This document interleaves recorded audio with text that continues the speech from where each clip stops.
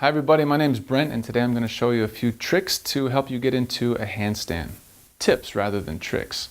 So the first thing you want to do if you're not warmed up already, you just want to take a moment to give yourself a little bit of a stretch. So you don't always have time to get into a full practice, but that doesn't mean you can't take a little bit of time to work on some poses that you're trying to get a little bit more confident with. So just let your feet separate about hip distance and fold forward. Okay, hamstring flexibility is important for handstanding because you're going to want to be able to get your hips up over your shoulders with your hands flat on the floor. So if your hands aren't able to come down flat on the floor, don't fret. You'll get there eventually and you can still come into a handstand if they're not able to come down flat, but you want to keep working towards that in your regular practice.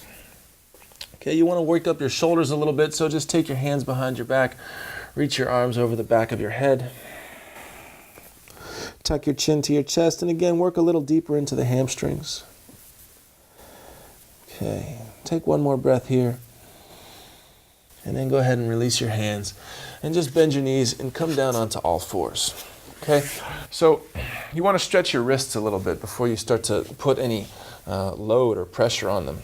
So just turn your fingertips back towards your knees and maybe bend your elbows back towards your knees a little bit and just put some weight onto your hands. Rock a little bit side to side. Okay. And after you've done that for a breath or two, turn your hands over so that your fingertips still face your knees, but your palms are on the backs of your hands are on the floor. Your palms are facing up towards the ceiling, and then press all 10 fingers down into the floor. Okay. So if you can straighten the arms, go ahead and do that. If you're not able to, don't force it. So this can be an easy way to hurt your wrists if they're not quite this open already. And if the arms do straighten, just twist them a little bit. So you're rotating the forearm bones and keeping those fingers pressing down into the floor. And then after you've done that for a couple seconds, just sit back on your heels, shake your hands out.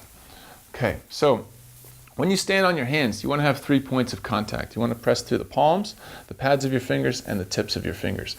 So when your hands are on the floor, you'll actually be pressing down into the fingertips so much that the knuckle, the middle knuckle of each finger, will be lifting slightly off the floor. It might be hard to see from where the camera is right now, but you should be able to get the hang of it. There's a little bit of a drawing back motion of the fingertips towards the palm of your hand. Okay, so that's an important factor. You want to have stability through your hands. You also want to spread your fingers as wide as possible. Okay, so once you've gotten the feel for that, go ahead and put your hands on the floor. Okay, and then start to lift your knees up off the ground so you're in a little bit of a shortened downward facing dog. And then you're just going to step 1 foot forward. For me, I'm going to step my right foot forward. And I'm going to keep it about 6 to 8 inches behind my right hand.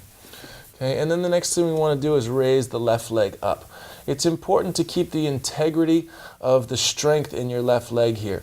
Okay, so if your left leg is bent and kind of hanging loose, you're going to be making it more difficult for yourself. So you really want to strengthen that left thigh and drive through the heel. If you notice the toes turning out, that means your hip is opening. So you want to keep that leg closed down and the toes are facing straight down towards the floor. Okay, so lift that leg as high as you can.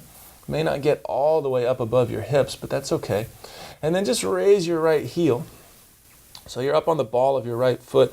Bend the right knee slightly. Find a point kind of between your hands and maybe just a little bit forward of your thumbs that you can fix your gaze on. And start to take little hops. So you're just going to hop about 1 inch off the floor and land lightly. And then maybe take 2 inches if 1 inch feels okay. And then maybe take 3 inches and start to land even lighter.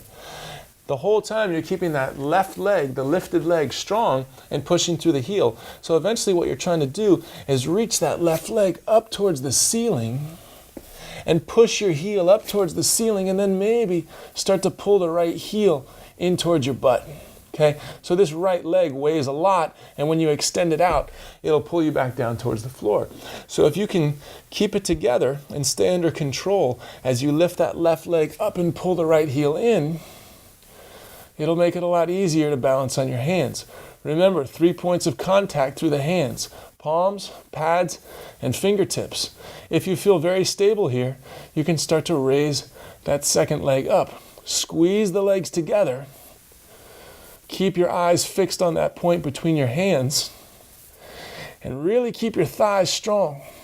and then press as much as you can away from the floor, okay? Hold it for as long as you're able to. And then slowly start to lower one leg down. Try to land as lightly as you can. That'll help you build the strength in your shoulders and in your stomach to help you feel more stable in your handstand. Okay, it takes a while. It's about the journey. It's not about the pose itself. Have fun with it. Keep practicing. Good luck.